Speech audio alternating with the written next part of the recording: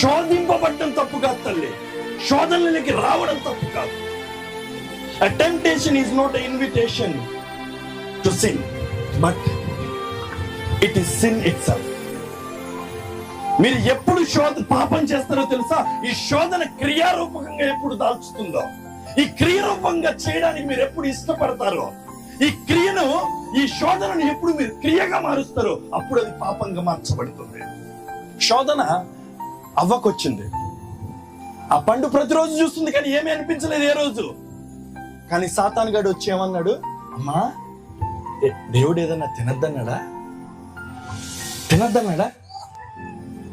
అవును, ఆ మధ్యలో ఉంది ఒక చెట్టు, ఆ పండు మట్టుకు తినద్దన్నాడు. అవునా, మీరు దేవుళ్ళలాగా అయిపోతారేమో.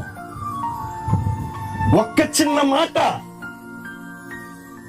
అవ్వ తన జీవితంలోకి అనుమతించింది, శోధనను అనుభవించింది.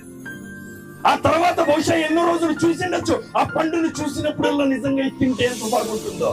ఈ తోటలో ఉండే పండ్లన్నీ రుచులు చూసినాం కానీ ఈ పండు రుచి చూడలేదేమేమో. అరే, నిజంగా ఈ పండ్లు ఏదో ఉంది కాబట్టి దేవుడు వద్దన్నాడు కదా.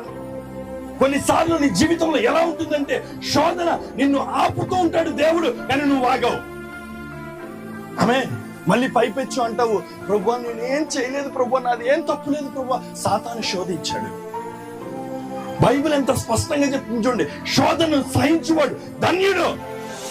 నువ్వు శోధనను దాటగలగాలి, శోధనను జయించగలగాలి. ఎందుకంటే నువ్వు ఆరాధించే దేవుడు శోధనను జయించిన దేవుడు.